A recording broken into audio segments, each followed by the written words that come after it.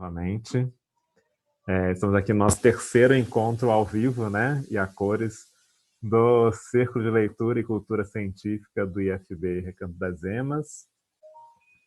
Continuando aqui a nossa conversa sobre o conto do Philip K. Dick, que lembramos para você, A Preço de Atacado, que eu estava comemorando aqui com meus colegas que chegou o meu livro físico do conto. Estamos aqui no nosso terceiro.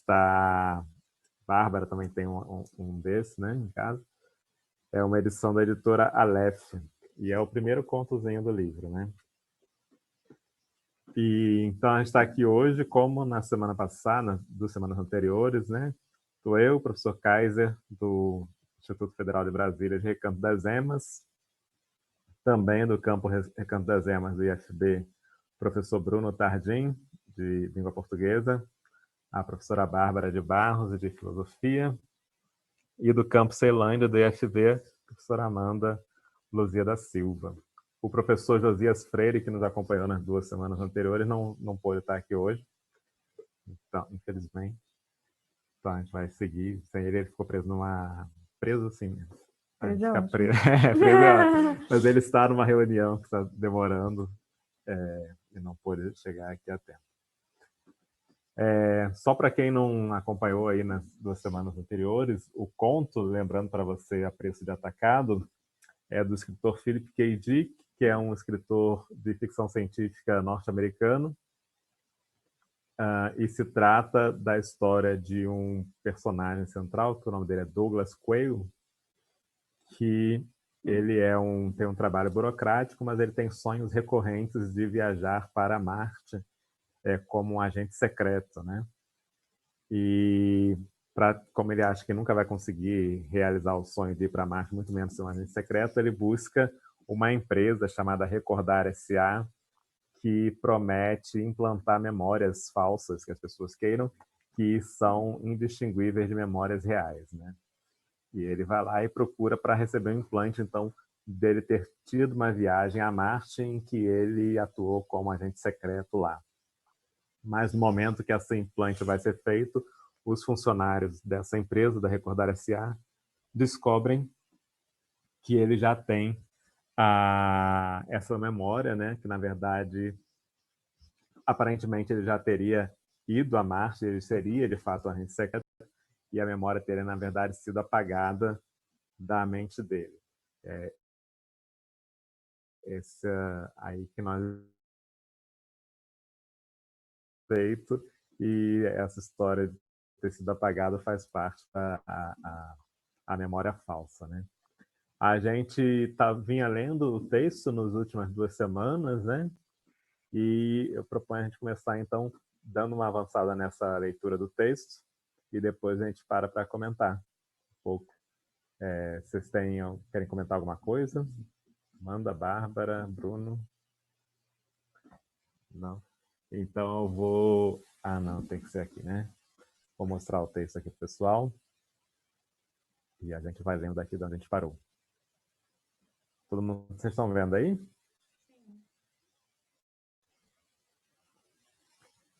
Eu vou lendo por aqui, então. Vou diminuir um pouquinho. Não, mas é melhor para vocês ficar maior, né? Então a gente parou no nosso último episódio, quando ele tinha acabado de sair da Recordar S.A., onde aparentemente o implante de memória não foi realizado porque ele já tinha uma memória da viagem, na verdade. A gente já tinha dado alguns spoilers, né, em relação ao que ia acontecer depois. É verdade. A gente tinha dado alguns spoilers. E uma coisa que eu não comentei hoje, né, é que esse conto, para quem não acompanhou nas últimas semanas, ele foi a base para o roteiro dos filmes do Vingador do Futuro, né? Ele tem uma refilmagem que em inglês se chama Total Recall, né? É uma base para o primeiro terço do roteiro dos filmes, eu diria, que o resto depois distancia bastante, né? Vamos ler, então. Começando daqui. Enquanto o táxi levava de volta a seu condapto na área residencial de Chicago, Douglas Quayle disse a si mesmo: como é bom estar de volta à Terra. O período de um mês em Marte já começava a se tornar vago em sua memória. Tinha apenas imagens de crateras com aberturas profundas, uma erosão antiga e onipresente de colinas de vitalidade e movimento puro. Um mundo de poeira onde pouco acontecia, onde uma boa parte do dia era voltada a verificações repetidas da própria fonte portátil de oxigênio. E tinha ainda as formas de vida, os modestos e despretensiosos cactos marrom acinzentados e vermes parasitas. Na verdade, ele trouxera diversas amostras moribundas da fauna marciana. Conseguira passar com elas pela alfândega. Afinal, não apresentavam nenhuma ameaça, não podiam sobreviver na atmosfera pesada da Terra. Buscou no bolso do casaco o recipiente com os vermes marcianos e encontrou um envelope em seu lugar. Erguendo, descobriu, para sua perplexidade, que continha 570 pós-créditos em notas de baixo valor. Onde consegui isso? Perguntou-se. Não gastei todos os créditos que tinha na viagem? Com o dinheiro, vem um pedaço de papel com a observação: metade do pagamento devido por McLean e a data de hoje.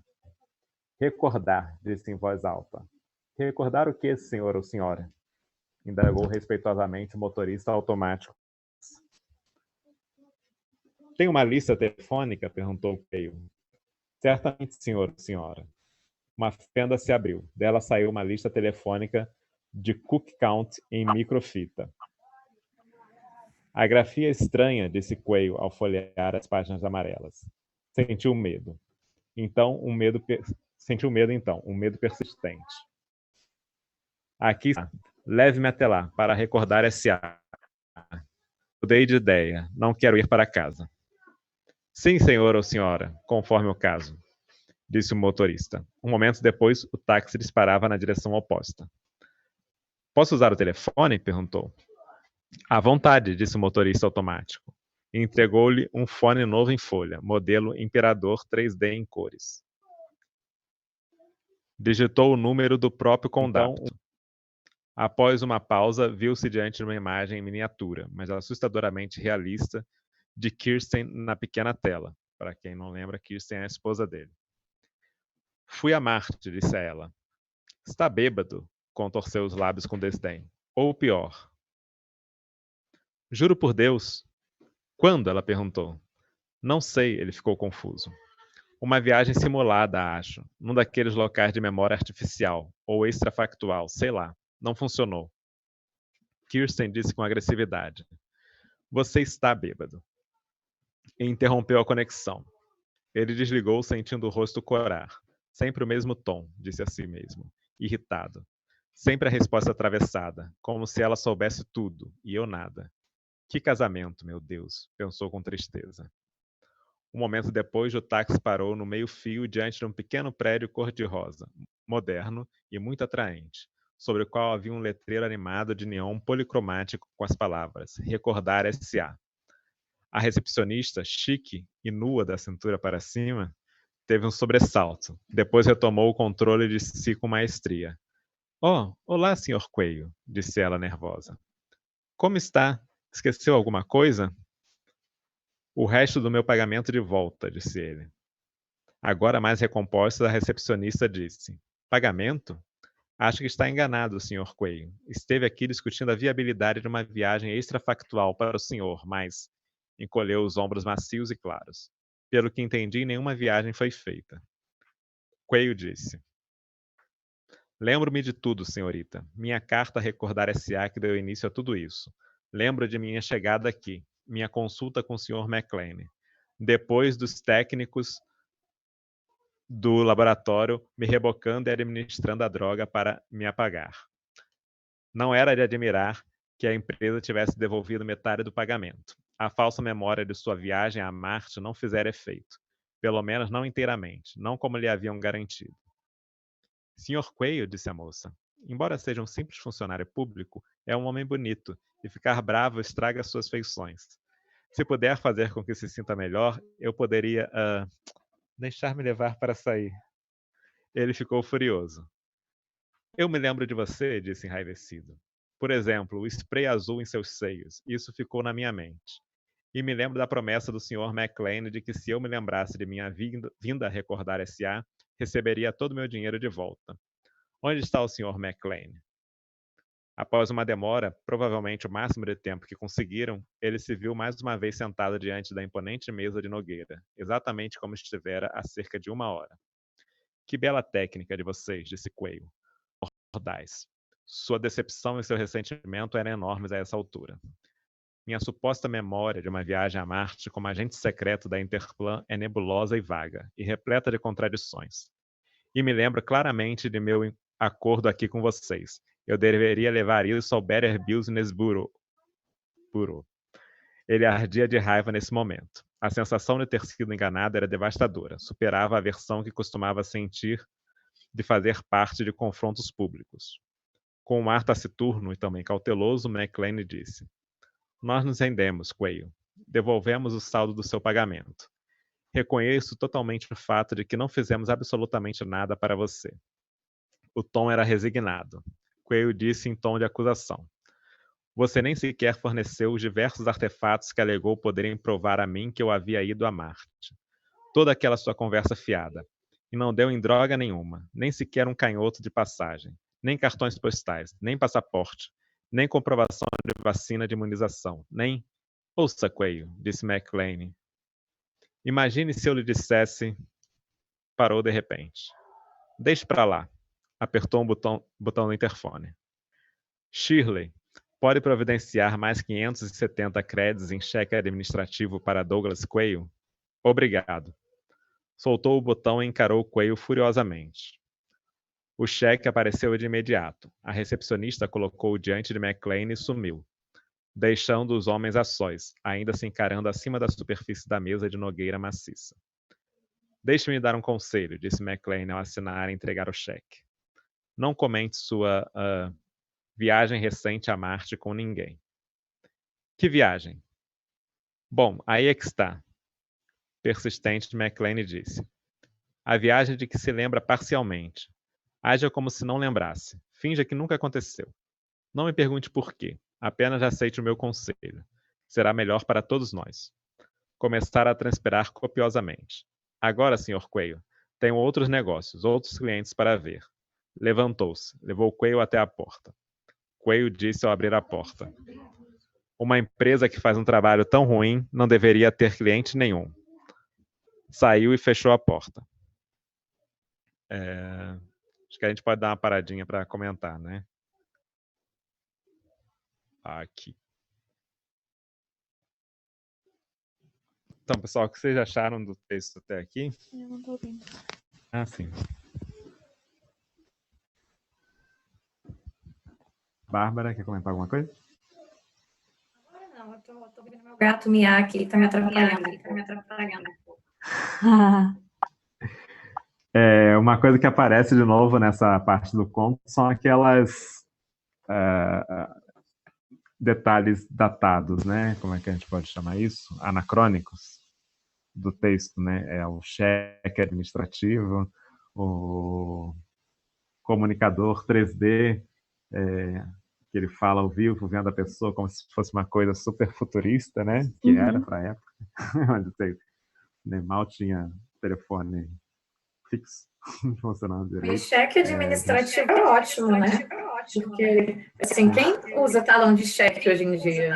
Eu nunca tive um talão de cheque. Olha só, que vergonha, Bárbara. Vergonha não. Vergonha.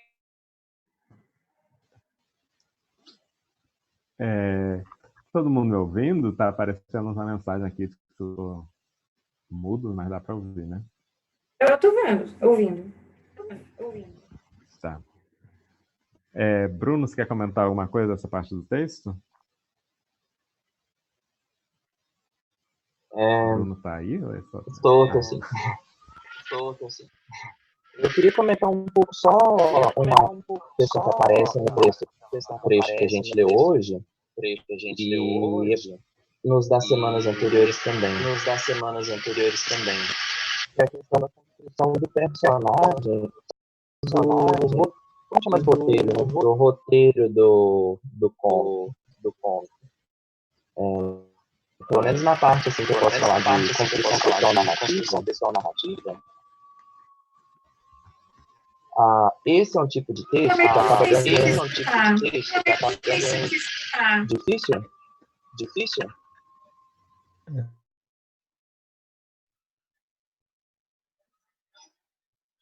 Kaiser, acho que tá mudo. Melhorou agora para todo mundo? Peraí que tinha um barulho de fundo passando aí. Parece uma ambulância. Melhorou agora, gente? Ou ainda tá ruim? Ainda tá bastante ruim. Tá até assim, eu acho que até combina um pouco com a narrativa. Parece uma nave espacial passando, né? Mas você tá usando o fone de ouvido, né? O microfone do fone. Não sei, mas... Acho que o microfone tá captando uma serra de uma obra aqui perto do apartamento. Nossa, parecia super futurístico.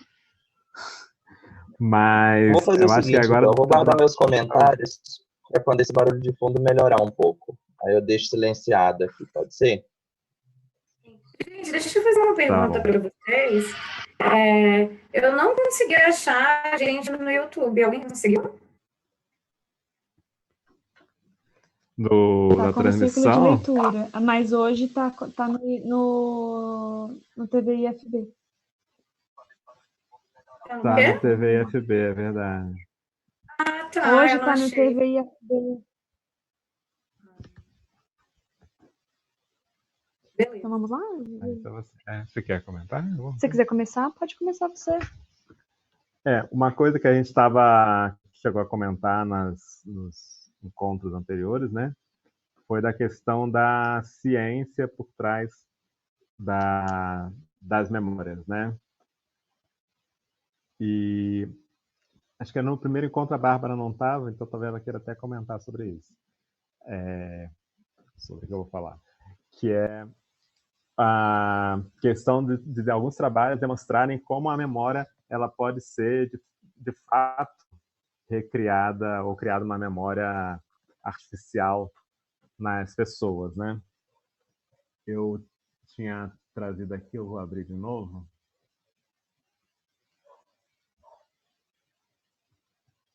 Essa imagem aqui.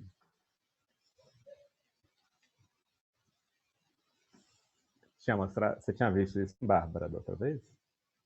A gente discutiu isso na semana passada, lembra? Que a Amanda até falou sobre Aristóteles, e a gente falou como, de fato, não existe uma objetividade na memória, que ela vai ser sempre mediada por uma construção subjetiva. Sim, sim. Mas eu queria falar dessa parte da questão de como já terem experimentos feitos, né, que demonstram que você consegue implantar memórias nas pessoas.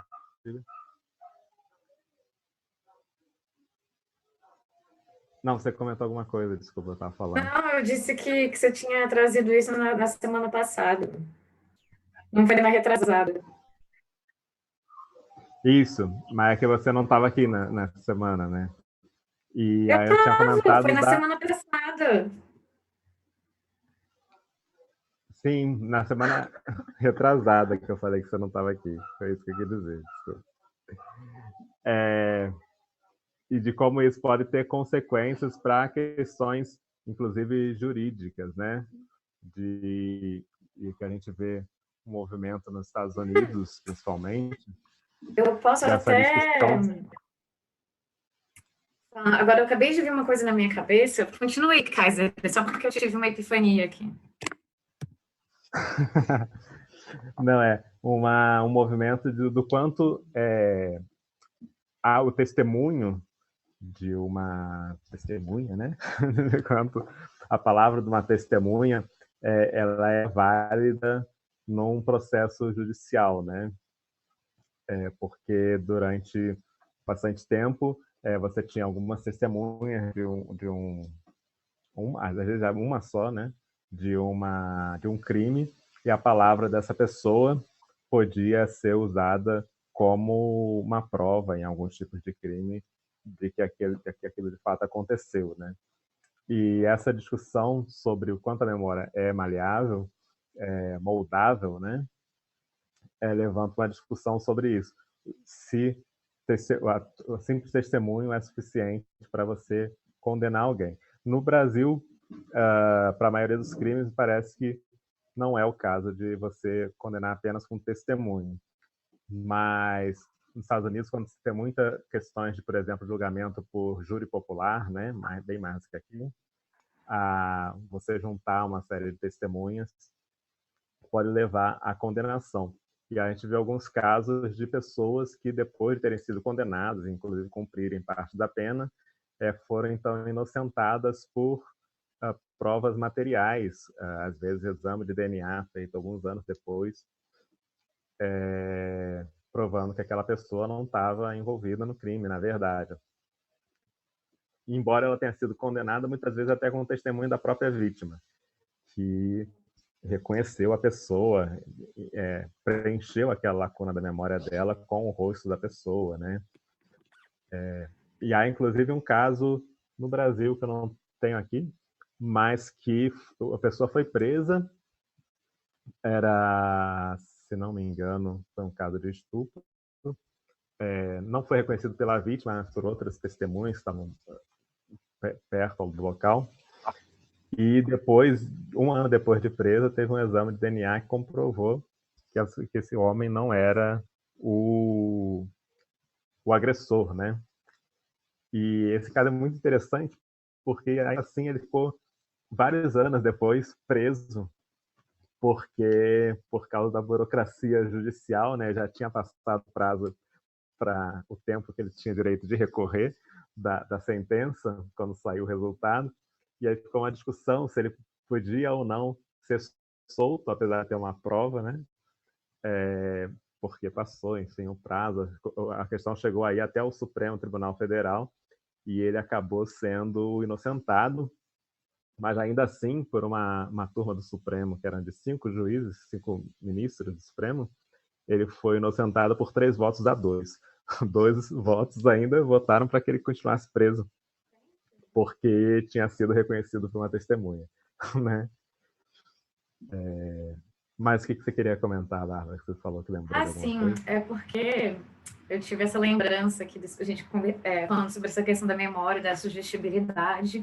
Aí, eu não sei se vocês lembram, né? Semana passada eu tinha comentado um pouco como é que essa temática, né, tipo assim, meio essa dualidade.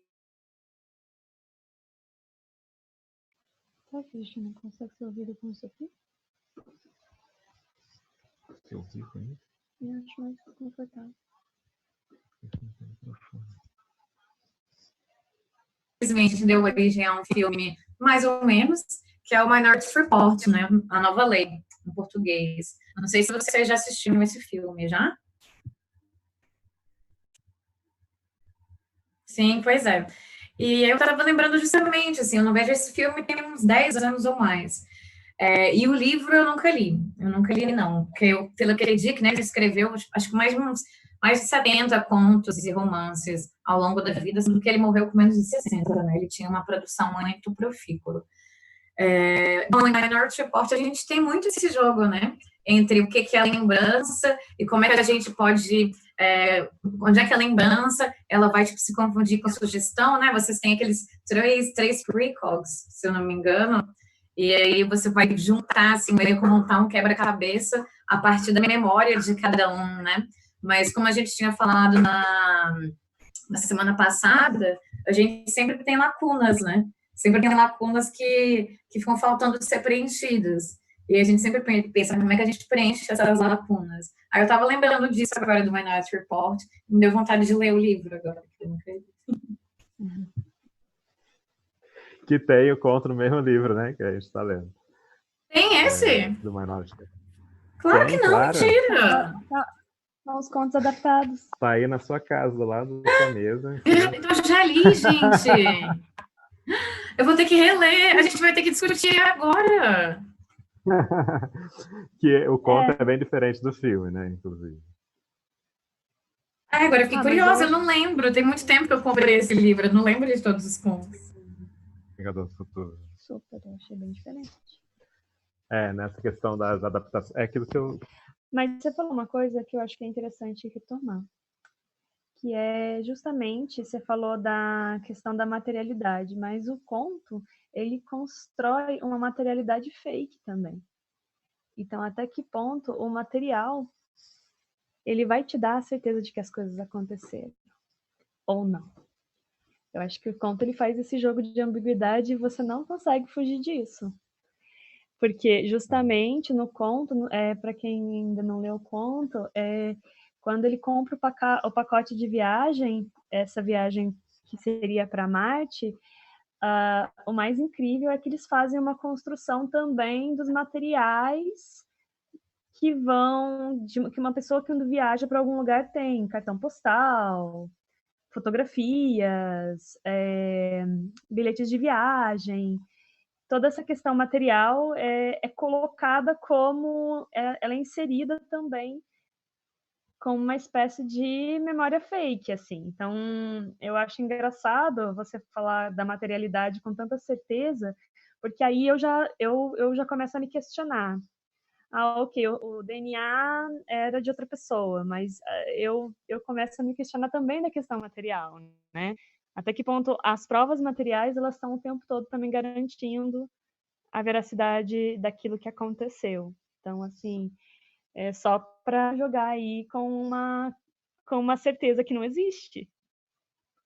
Porque ele compra esse pacote de memória falsa e vem junto a promessa de que vai ser plantadas várias provas de que a viagem dele Isso é ocorreu de super fato, né? importante, é super importante na narrativa a inserção de provas materiais de que aquilo de fato aconteceu. Eu concordo. E aí, não, então, é justamente isso que vai criar a questão ambígua. Sim, no conto, sim. Porque ele de fato vai chegar no apartamento depois, né? A gente não leu essa parte do conto, a gente pode até ler, e vai encontrar ali algumas provas no apartamento dele de que ele de fato esteve em Marte. E, então já estava ali antes e a memória não foi implantada, ela foi implantada e as provas foram plantadas, né? Pensando na questão da adaptação, porque é uma obra adaptada, assim, eu gosto bastante, né, dessa questão da adaptação, que como eles adaptaram pro cinema essa ambiguidade. Enquanto na estrutura narrativa do Philip K. Dick, a gente vai ter essa materialidade refletida nesses souvenirs, no filme ela é refletida na projeção das escolhas do que ele quer vivenciar em Marte. Quando ele escolhe que ele quer ser um agente secreto da Interplan, quando ele escolhe qual vai ser a mocinha da história, que é morena, e inclusive no filme eles colocam a mesma menina, a mesma atriz, quando ele fala sobre a questão espacial. Então, eu acho que é uma questão de adaptação dessa questão da materialidade.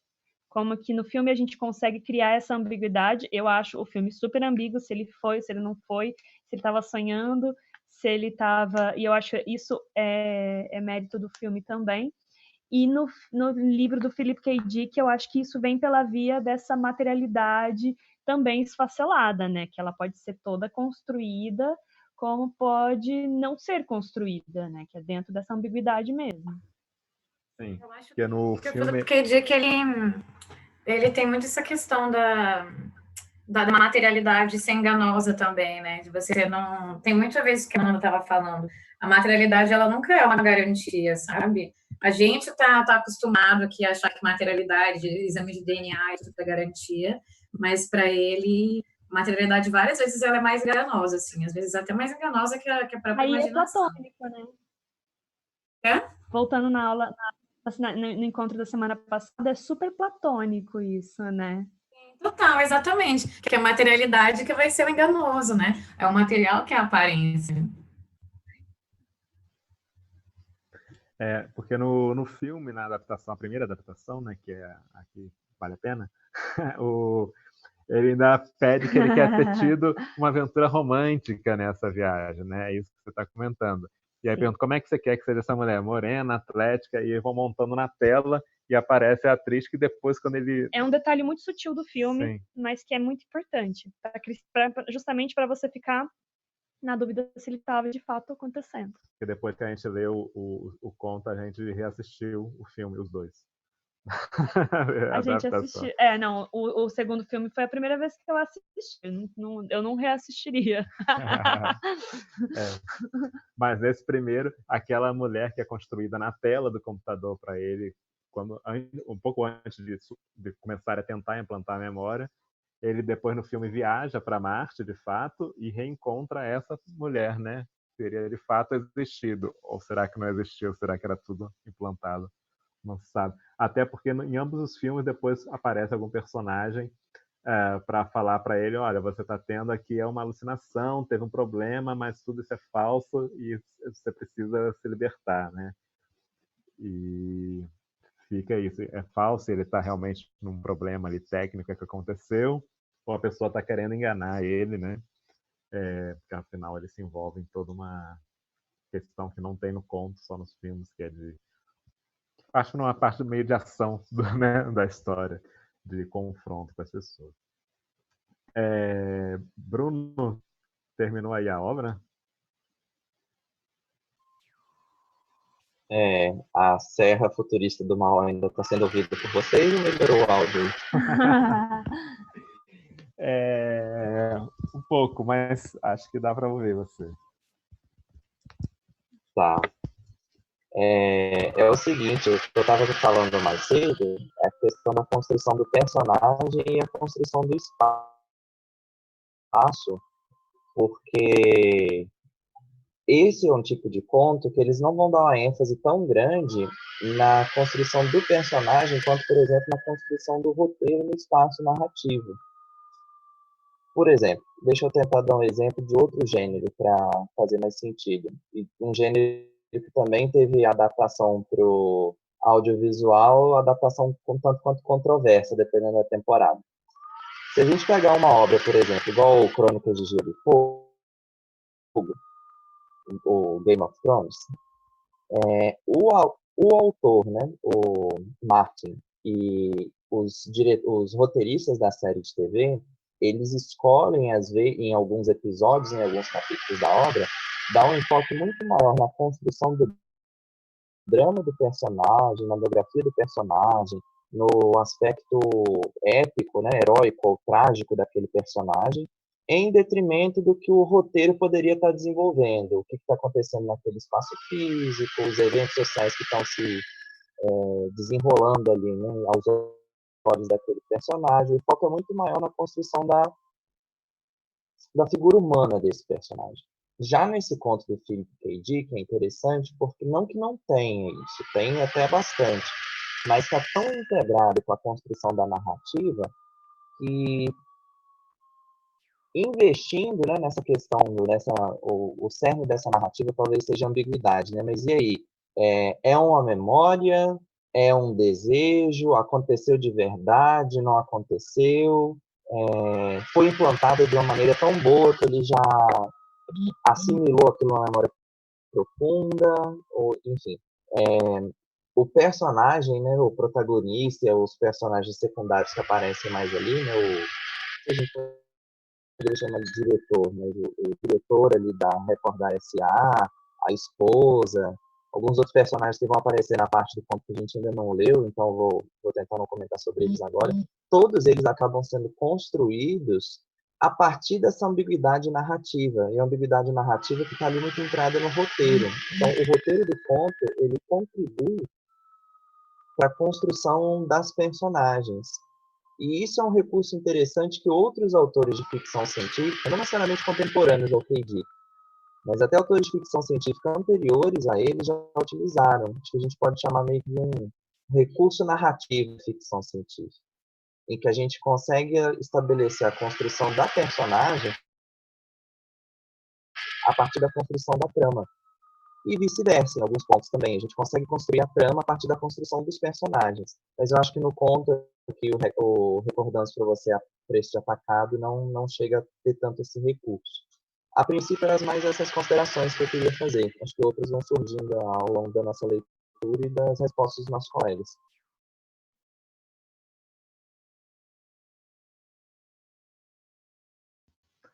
Você acha que esse recurso está mais na adaptação cinematográfica do que no conto? É isso que você quer dizer? Não, que aparece no conto e em outros autores também. Eu, infelizmente, não vou poder falar muito da adaptação cinematográfica mais querida aqui pelo grupo, que é a do Schwarzenegger, porque eu só conheço ela em partes. Eu nunca consegui assistir o filme por completo. Caramba. E eu sou obrigado a concordar que a adaptação mais recente, ela é interessante, faz algumas escolhas interessantes, assim, em questão de adaptação do literário para o audiovisual, mas também acho que são mais pontos negativos do que positivos, na minha opinião. Mas do que eu conheço, pelo menos da adaptação com o Schwarzenegger, né, o Vingador do Futuro, que é mais futuro que Vingador, né? Eu acho que eles utilizam mais a construção do personagem para enriquecimento do roteiro. Já o texto literário, né, que a gente tem lido e discutido nas últimas semanas, vai mais na contramão. Eu acho que é mais uma construção do roteiro, da trama, que enriquece a construção do personagem. Concordo. Também concordo. E eu acho que essa questão também dessa permeabilidade entre a vigília e o sonho, né? Que a gente vai ter momentos no conto em que a gente não tem certeza se ele está acordado ou não. E até essa questão da sonolência. Tem a cena do carro, que ele fala, não volta. E essa sonolência tem uma espécie de relato de sonolência que está... Você acorda no carro, né? Sim, e que está o tempo todo ali, que faz você ficar em dúvida se ele está desperto ou não. Eu acho muito interessante essa questão do ponto do foco narrativo, porque é uma coisa que, às vezes, no romance, ou mesmo no cinema, é raro você ver o pessoal do audiovisual pode me corrigir isso, mas eu me lembro de um filme especificamente que a gente pode dizer que o foco narrativo... Eu, na verdade, gosto de assistir filme e ficar procurando a questão do foco narrativo. Por quê? Se ele é um foco narrativo de um focalizador, que ele é mais móvel, né? Então ele vai, por exemplo, se o personagem principal é o Kaiser, o filme nunca vai mostrar o que eu estou vivendo quando não estou perto do Kaiser. E às vezes a gente vê isso em alguns filmes e eu acho que é uma construção até pobre, porque eu lembro de um filme que eu assisti que é A Liberdade é Azul, que é um filme que ele se constrói inteiro na personagem da mulher que perde a família, né? Então você não sabe o que está acontecendo com as outras pessoas, senão no momento em que ela está interagindo com eles. E aí eu acho que a gente consegue construir um toque narrativo um pouco mais delicado nesse sentido, né? E eu acho que no caso do Philip K. Dick, a gente tem um foco narrativo muito expressivo, que é esse foco narrativo baseado na personagem principal. Você só acompanha a história através desse personagem, Exato. né? E aí o que acontece? Só que essa personagem é a personagem que tomou um negócio que deixa ela meio dormindo acordada. É um negócio que já alterou totalmente a consciência dela, voltando na discussão sobre psicotrópicos, não. De certa forma. De certa forma. Sobre remédios que fazem você alterar a consciência. Então, é uma personagem que está meio dormindo, meio acordada. E é uma personagem que começa o conto, ela está dormindo. Então, você já está falando do sonho dela no início. Então, essa questão de estar acordado ou estar dormindo, o conto inteiro ele vai construir isso. E aí já é uma primeira ambiguidade, né? Ele está desperto ou ele está dormindo? Sim. E no vai chegar, mas no final do conto ele também está sob efeito dessas substâncias. O tempo inteiro, né? Meio dormindo, meio em transe ali, né? Exato. E o Fernando que ele teve, né, na vida pessoal dele, o interesse é muito grande por esse tipo de experimentações psicotrópicas, né, de alteração da consciência e tudo mais. Tem até um livro dele que eu também não li, é o Valios, se eu não me engano, que fala justamente sobre isso, né, sobre essas questões. E estava muito em voga, né, nessa época, essa questão de liberação da consciência, experimentações diversas dos sentidos, essa coisa mais sinestésica, né? Estava muito em voga, assim, eu acho bem interessante, porque ele traz isso, mas de uma maneira diferente, né? Não tão... Estou tentando me segurar para não usar a palavra hippie, mas eu não estou conseguindo pensar. E o... Bárbara travou aqui. Ou fomos nós. Ou fomos nós. E agora? A gente não sabe se somos nós ou se é a Bárbara, gente. Bruno, tá ouvindo a gente? Desculpa, gente, eu tive que cortar o vídeo aqui, mas eu tô acompanhando. Você tá ouvindo quem? Eu, o A Kaiser gente, ou a ó lá, Bárbara? tudo travou aqui, a a gente gente travou, não sabe se é a gente ou vocês. Eu parei de ouvir a Bárbara, pra mim até o vídeo dela aqui ainda tá travado, mas o áudio e o vídeo de vocês dois está ininterrupto. Tá, então a Bárbara até saiu aqui. Interrompeu a fala da Bárbara. Mas aí eu ia perguntar para você, essa coisa do foco ser num personagem que você comentou, será que isso não seria mais frequente num conto do que num romance longo, numa novela? O fato de ser um texto curto. Madame Bovary é inteiro um foco narrativo centrado nela. É verdade. A gente vai ter romances também que... Desculpa, eu interrompi vocês, gente. Pode falar. Não, pode falar, Bruno. Eu acho que isso vai depender mais de fatores externos ao conto do que do texto literário, na verdade, né? Do que de fatores internos. Porque, né, tem o exemplo do conto realista, Madame Bovary, que o foco é praticamente todo nela. A gente tem eu tô algumas pensando em obras... Dostoiévski faz muito isso também, né, Bruno? Também o Alencar no romantismo brasileiro, vamos botar um percentual aproximado aí, 95% de tudo que ele escreveu é um foco narrativo que recai nas personagens, e personagens também femininas, enfim, aí vem aqui outras questões. Mas, por exemplo, a gente tem obras narrativas que focam muito mais no espaço, na ação nesse espaço do que nos personagens. Para dar um outro exemplo da nossa literatura brasileira, tem o Curtiço. E você tem ali um certo foco em algumas personagens, mas isso é muito pequeno quando você considera o todo, que é o espaço físico enquanto organismo vivo, né, do Curtiço. Para citar algumas obras, né, teria outras que a gente poderia citar. Mas a minha opinião é essa. Acho que são mais de fatores externos ao texto literário do que de elementos internos para contribuir se o foco narrativo vai ser mais sobre personagens, sobre ação, sobre o espaço. Eu tenho uma hipótese, que é normalmente quando a gente está construindo histórias mais de profundidade psicológica. Eu estou lembrando de um livro que eu li recentemente, que é o Memória do Subsolo, do Dostoiévski.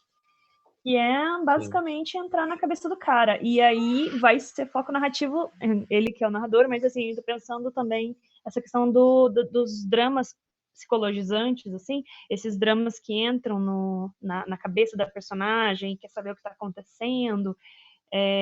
Aí a escolha do narrador, se ele vai ser só de um ponto de vista fixo, ou se ele vai ser mais móvel, eu acho que talvez reflete na profundidade psicológica da construção dessa personagem, entendeu? Então, por exemplo, no caso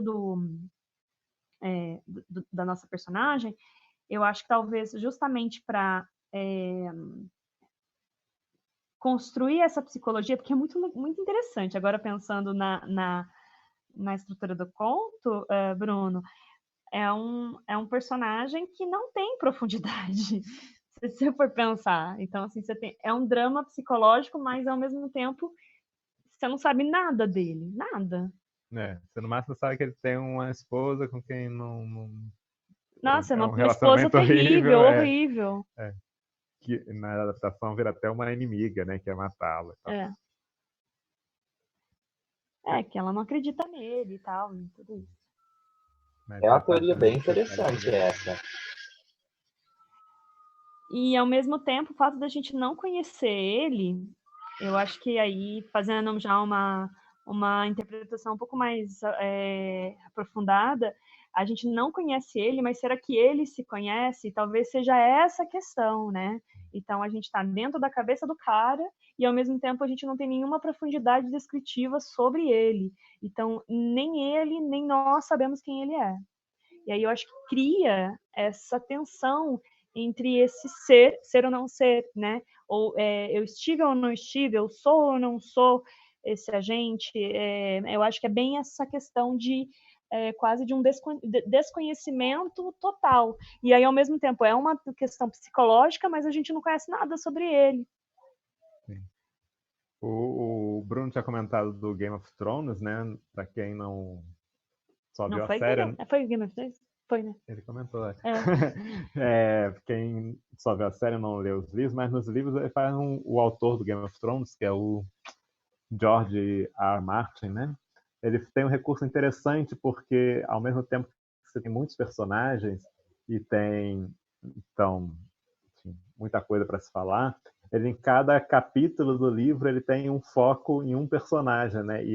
Os fatos são descritos pela visão desse personagem, embora não seja um texto em primeira pessoa. Você tem um capítulo lá que é, por exemplo, o Ned Stark, e tudo vai ser descrito pelo ponto de vista dele, né? Então, no Game of Thrones, o que o Bruno tinha citado, tem esse foco no personagem, mas o personagem em foco ele muda capítulo a capítulo, né? E com isso ele consegue dar essa profundidade, eu acho, nos personagens, ao mesmo tempo que são vários, né? Uhum. Uma coisa que eu achei muito bonita da adaptação é a construção da Catherine, que no Game of Thrones, que a gente vai ter no capítulo inicial dela a questão da diferença entre o ambiente quente que ela constrói para si no quarto dela. Não sei se se lembram, gente. Mas eu achei muito bonito isso no livro e como que eles fizeram isso na adaptação, porque a gente está falando ao mesmo tempo de uma construção mais quente, né? Então, toda a descrição do espaço de estar num lugar frio e ela ser de um lugar quente, então ela não se pertencer, ela não se sentir pertencente, então tem uma questão ali de estrangeirismo, de ser estrangeira, e aí ela criar a casa como o lugar de pertencimento dela, e como que eles fazem isso na série, que é uma adaptação bem interessante também, que é toda a questão do quarto dela. Sim, é um quarto todo fechado, com uma lareira, né? Então, assim, eu acho interessante essas comparações de adaptação, porque, de fato, precisa fazer adaptações que, às vezes, entre uma obra literária e um filme, precisa fazer essas traduções, né? Eu acho muito legal e eu gosto de fazer esse transporte de ler o livro e depois ver como é que foi resolvido isso, porque é muito difícil resolver. Aquilo que no livro está escrito, né, dito para você, no filme tem que ser colocado como uma imagem, como os detalhes do ambiente. Né? E no caso como que você reproduz uma ambiguidade, gente? Como que você adapta uma ambiguidade? É uma pergunta interessante, assim, sabe? E aí você fala, pô, muito legal, porque aí o filme constrói essa ambiguidade, não é óbvia, porque ele não fica esmiuçando para você que isso é uma ambiguidade, tenho certeza que você falou, Bruno, eu fiquei um pouco chocada que você não assistiu a esse filme, porque foi um filme que eu vi reiteradas vezes na minha infância. Eu tinha uma fixação por esse filme. Na sessão da tarde, né? Sessão da tarde. É icônico aquela cena da cabeça e eu não me lembro, criança, entendendo aquilo como ambíguo. Eu acho que a primeira vez que eu assisti, Eu também, achava não sei quantas super foram. que era um agente que tava lá e papum, né? Acho que tinha uma visão bem limitada do filme. E agora, a última vez que a gente assistiu, que foi recente, né? Eu falei, caramba, eles constroem ambiguidade, que legal. E eu acho que é uma questão também de o tipo de espectador que você vive, né? Que você vira. Eu não tinha essa noção. É interessante, porque eu acho que fazia muitos anos que eu não assisti esse filme, e a gente foi reassistir faz 2, 3 semanas. Foi tipo isso. E eu só lembrava da segunda parte, quando ele já estava em marcha, então, os mutantes que tem no filme, que no livro não tem, né? E da parte inicial, que é justamente que coloca a ambiguidade, eu não me recordava. Então, acho que quando criança eu também focava, né, quando chega em marcha, né? Quando tem a nave Foi a espacial. espera, né? A mulher com as 3 tetas. Que tem no filme, né?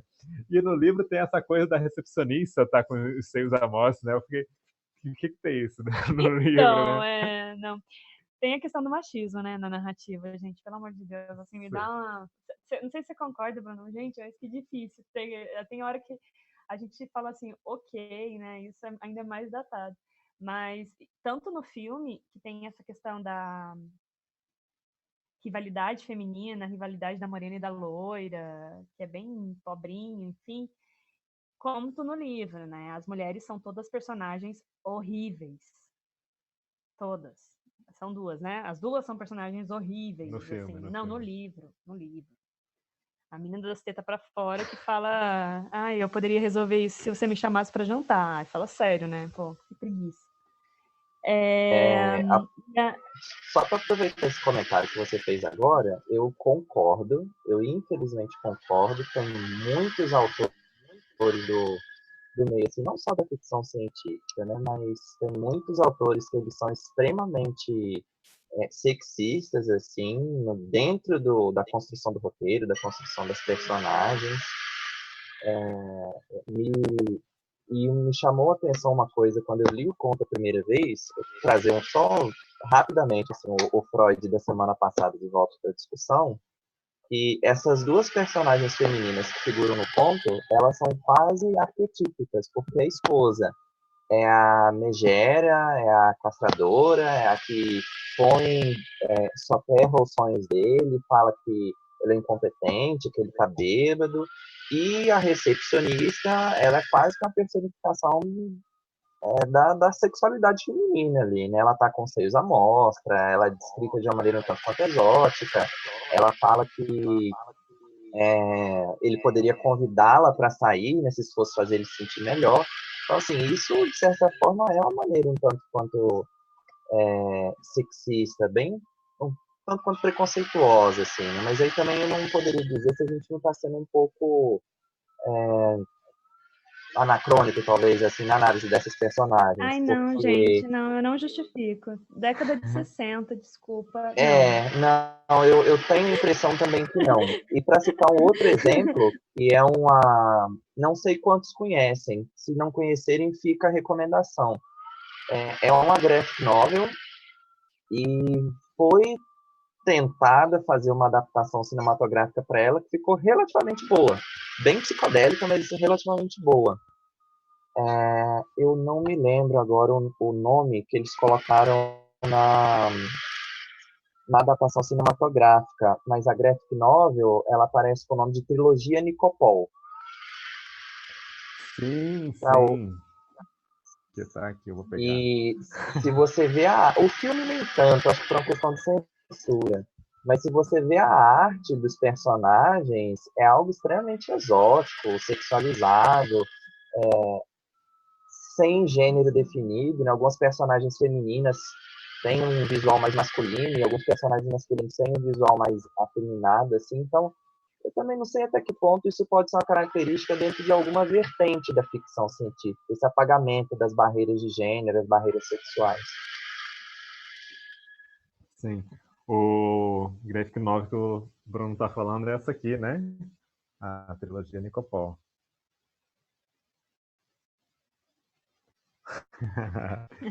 E eu não sabia que tinha uma adaptação. O nome é esse mesmo?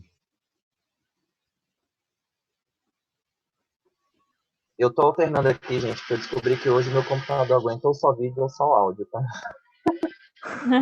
Mas tem sim, Kaiser. Eu não me lembro o nome da adaptação cinematográfica. Eu posso consultar isso para confirmar para vocês, talvez no encontro da semana que vem. Mas tem sim.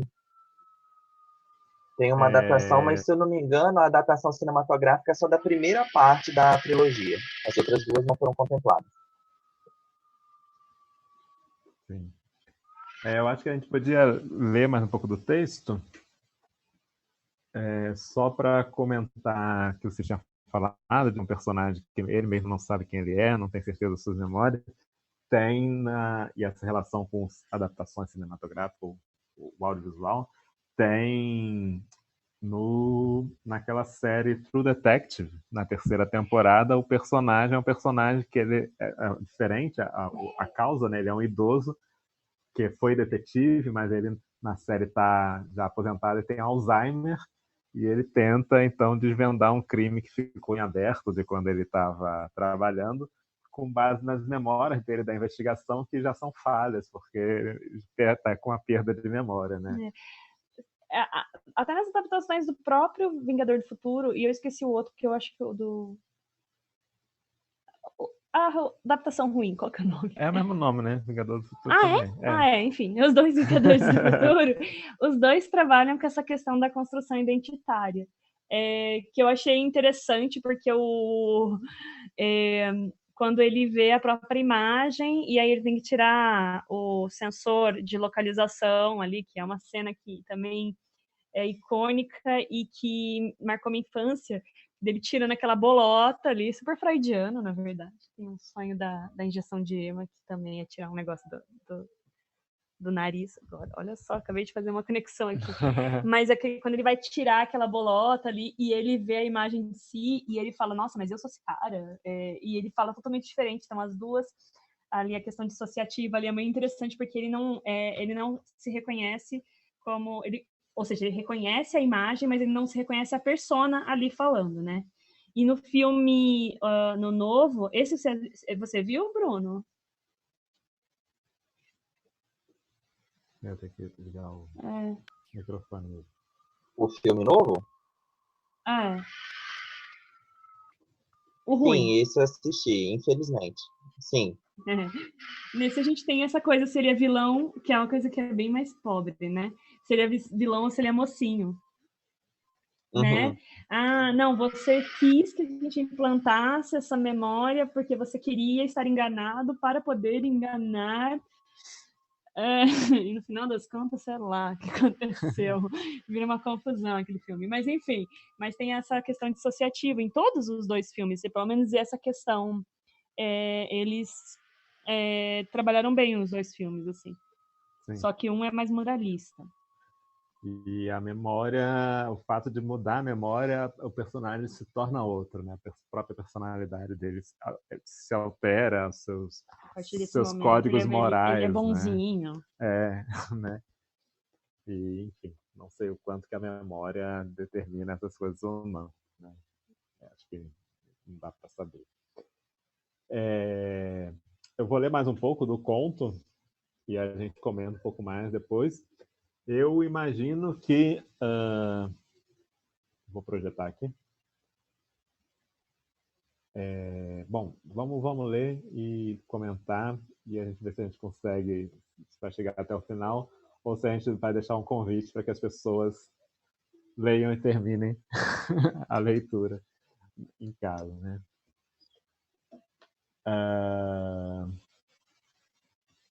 Então, tinha parado aqui, né? A caminho de casa no táxi, Quayle pensou no texto de sua carta de reclamação para o Better Business Bureau, Divisão Terra. Assim que estivesse com a máquina de escrever, começaria. Olha a máquina de escrever, né? Estava claro que era seu dever alertar outras pessoas a ficarem longe da Recordar S.A. Quando chegou ao condapto, sentou-se diante da Hermes Rocket portátil, abriu as gavetas e procurou um papel carbono. E notou uma caixa pequena e familiar. Uma caixa que tivera cuidado de encher em Marte com fauna marciana, para depois passar disfarçadamente pela alfândega. Ao abrir a caixa, viu com descrença 6 vermes mortos e algumas variedades da vida unicelular das quais os vermes marcianos se alimentavam. Os protozoários estavam secos, virando pó, mas ele os reconheceu. Levaram o dia inteiro caçando-os entre enormes rochedos alienígenas escuros. Uma jornada maravilhosa e iluminada de descobertas. Mas não foi a Marte, deu-se conta. Por outro lado, Kristen apareceu à porta, com os braços carregados de compras num saco marrom claro. Por que está em casa ao meio-dia? Seu tom, na eterna mesmice, era acusador. Eu fui a Marte? Ele perguntou. Você saberia. Não, é claro que não fui a Marte. Acho que você saberia disso. Não está sempre choramingando que quer ir? Ele disse. Por Deus, acho que fui. Após uma pausa, acrescentou. E simultaneamente acho que não fui. Decida-se. Como posso? Gesticulou. Tenho as 2 faixas de memória juntas dentro da cabeça. Uma é real e a outra não, mas não sei dizer qual é qual. Por que não posso confiar em você? Eles não experimentaram com você. Ela poderia, pelo menos, ajudá-la nesta situação, apesar de nunca ter feito nada por ele. Kirsten disse com voz firme e controlada. Doug, se você não se recompuser, está tudo acabado. Eu vou deixá-lo. Estou em apuros. A voz dele saiu rouca, áspera e trêmula. É provável que eu esteja caminhando para um surto psicótico. Espero que não, mas talvez seja isso.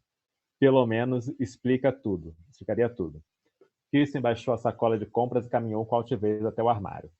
Eu não estava brincando, disse calmamente. Pegou um casaco, vestiu e voltou à porta do condado. Ligarei para você um dia desses, disse com indiferença. Isso é um adeus, Doug. Espero que consiga sair dessa. Realmente rezo para que saia. Para o seu bem. Espere, ele disse desesperadamente. Apenas me diga e seja clara. Eu fui ou não? Conte-me, qual dos 2? Mas eles podem ter alterado sua faixa de memória também, ele se deu conta. A porta se fechou. Sua esposa havia ido embora. Finalmente. Uma voz atrás dele disse. Pronto. Agora levante a mão, Quayle. E também faça o favor de se virar para cá. Ele se virou instintivamente, sem erguer as mãos. O homem que estava diante dele usava um uniforme cor de ameixa da agência de polícia Interplan, e sua arma parecia ser da ONU. E por algum motivo estranho sentiu que o conhecia. O homem era familiar de um modo nebuloso e distorcido que ele não sabia definir. Então, trêmulo, ergueu as mãos. Você se lembra, disse o policial, da sua viagem a Marte. Temos conhecimento de todas as suas ações hoje e de todos os seus pensamentos, especialmente os pensamentos muito importantes durante o trajeto da Recordar S.A. até aqui, explicou. Temos um teletransmissor instalado dentro do seu crânio, que nos mantém constantemente informados. Um transmissor telepático, a aplicação de um plasma vivo que fora descoberto em Luna. Ele estremeceu com aversão a si mesmo. A coisa vivia dentro dele, dentro do seu próprio cérebro, alimentando-se, ouvindo, alimentando-se. Mas a polícia da Interplan costumava lançar mão disso. Sair até nos homeojornais. Então, provavelmente era verdade, por mais pavorosa que fosse. Por que eu? Disse Quayle com voz rouca. O que ele havia feito? Ou pensado?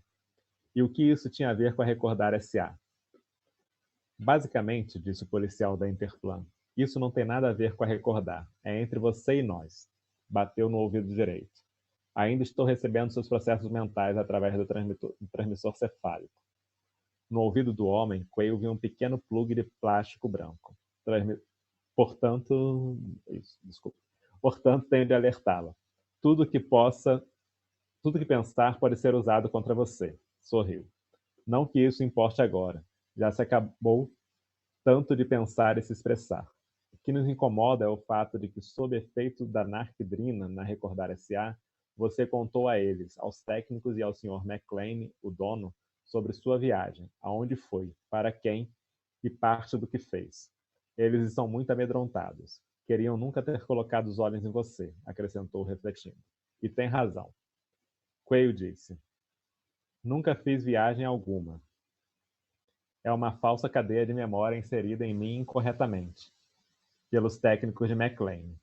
Mas então pensou na caixa, na gaveta contendo formas de vida marciana, e o trabalho e as dificuldades que tivera para recolhê-las. A lembrança parecia real. E a caixa com formas de vida. Essa era real com certeza, a menos que McLean tivesse colocado ali. Talvez essa fosse uma das provas que ele prometera. A lembrança de minha viagem a Marte, pensou, não me convence, mas infelizmente convenceu a agência da polícia de polícia Interplan. Eles pensam que fui mesmo a Marte e que eu, pelo menos parcialmente, sei disso. Não apenas sabemos que foi a Marte, concordou o policial da Interplan em resposta a seus pensamentos. Como sabemos que agora tem lembranças suficientes para nos causar dificuldades. E não adianta apagar tudo isso de sua memória consciente, porque se o fizermos, você simplesmente vai aparecer na Recordar S.A. mais uma vez e começar tudo de novo. E não podemos fazer nada a respeito de McLean e o procedimento dele, porque não temos autoridade sobre ninguém exceto nosso próprio pessoal. Seja como for, McLean não cometeu crime algum, encarou o Quayle. Tecnicamente, nem você. Você não foi a Recordar S.A. com o intuito de recuperar sua memória. Foi, como sabemos, pelo motivo de costume das pessoas que vão para lá. O amor que as pessoas comuns e tediosas têm pela aventura. Acrescentou. Infelizmente, você não é comum nem tedioso, e já teve emoções demais.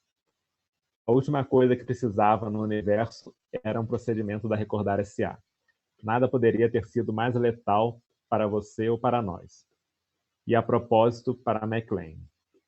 Quayle disse. Por que causa dificuldades a vocês eu me lembrar da viagem, da suposta viagem, e do que fiz lá?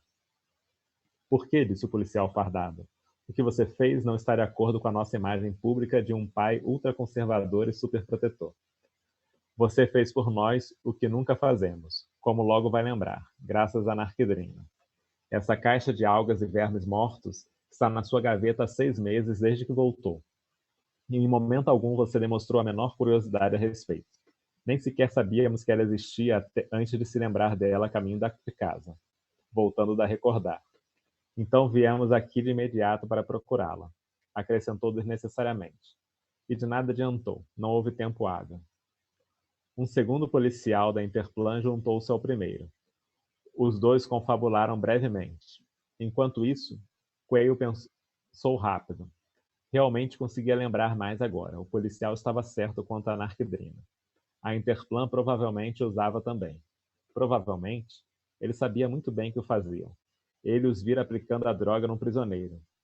Onde teria sido? Em algum lugar da Terra? Mais provavelmente em Luna, concluiu, vendo a imagem surgir em sua memória, altamente danificada, mas em rápido processo de recuperação.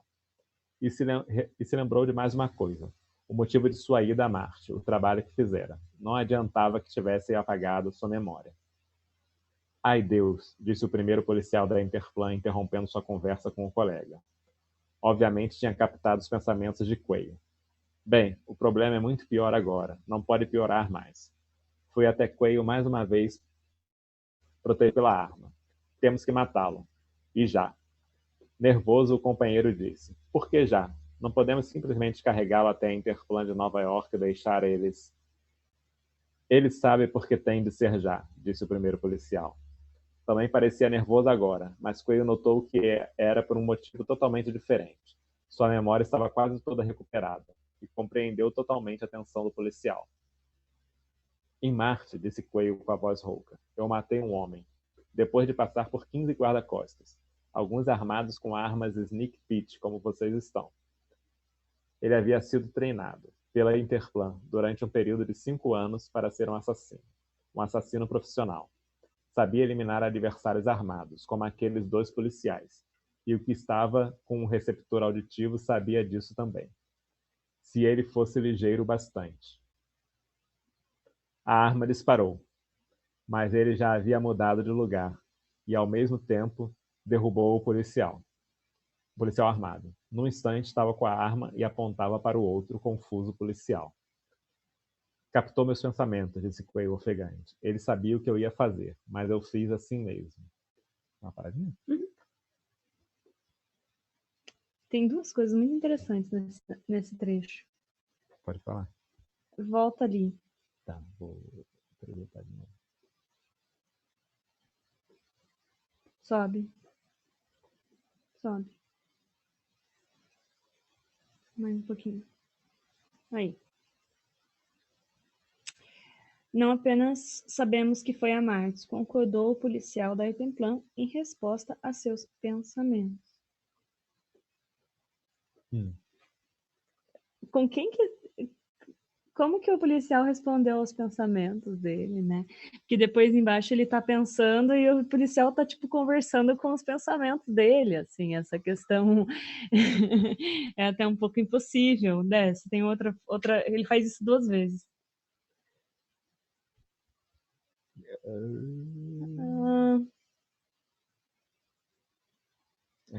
Aqui. Ai, Deus, disse o primeiro policial da Interplan, interrompendo sua conversa com um colega. Obviamente tinha captado os pensamentos de Quayle. Não, mas ele comenta que eles têm um implante no cérebro dele que transmite pensamentos, né? Aham. Você acha que é falso isso? Tudo pode ser Na falso. história? A gente tá lidando com uma narrativa que tá o tempo todo te jogando onde você tá. Sim.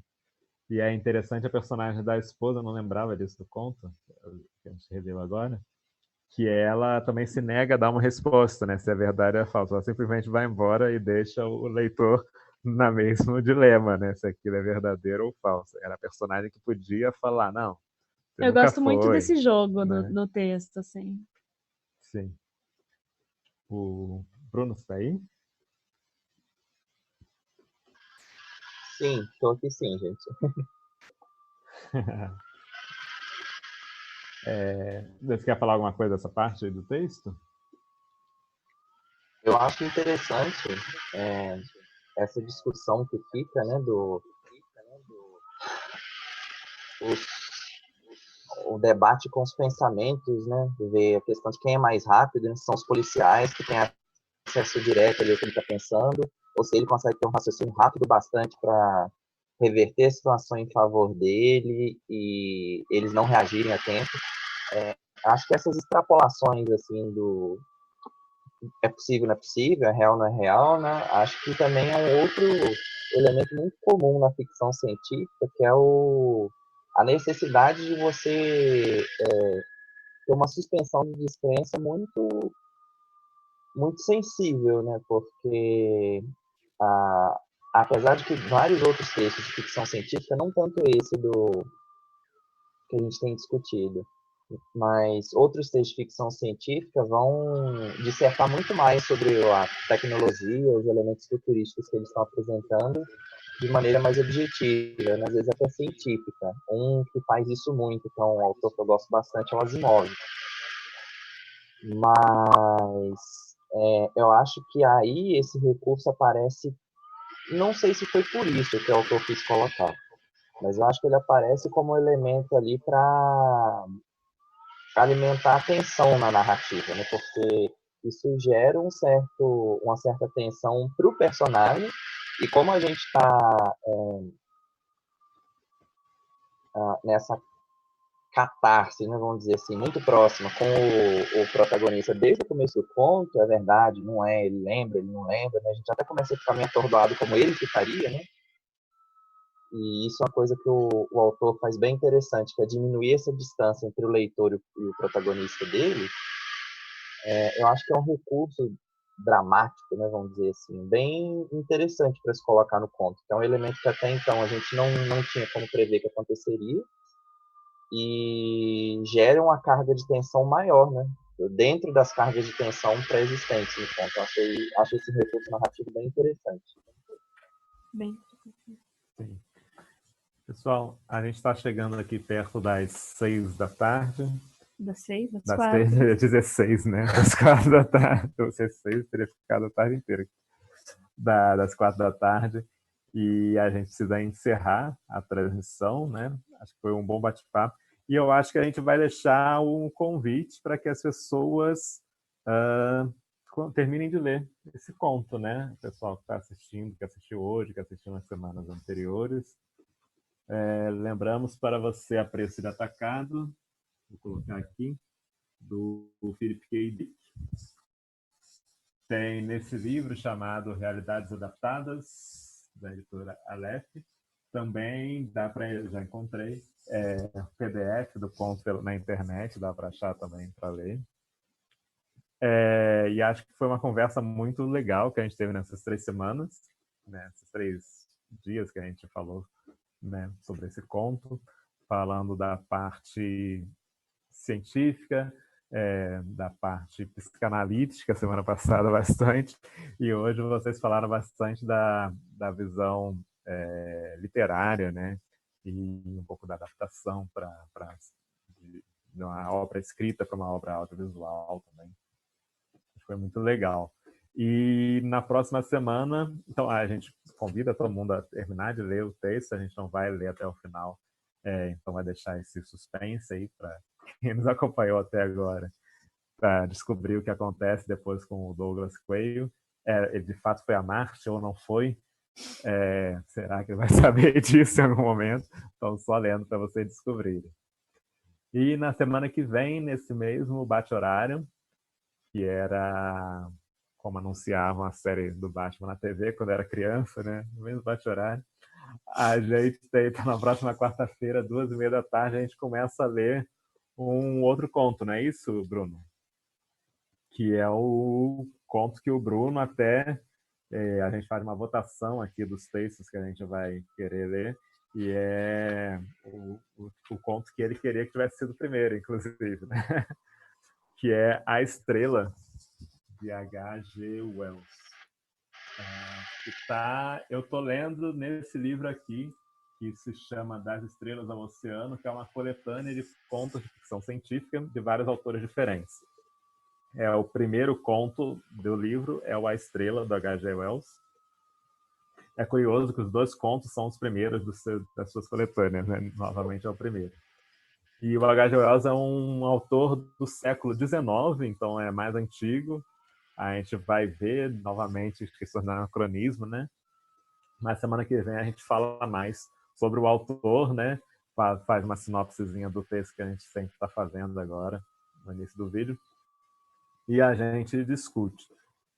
E já avisando o pessoal que semana que vem a gente vai ter um convidado especial para participar, que é o professor Leandro Lispector, que é professor do Instituto Federal do Rio Grande do Norte, que ele também coordena um projeto de círculo de leitura lá, de ficção científica, e eu estava conversando com ele e o convidei para participar. Ele é professor de letras também, então ele vai estar aqui com a gente semana que vem comentando esse conto A Estrela, do H.G. Wells.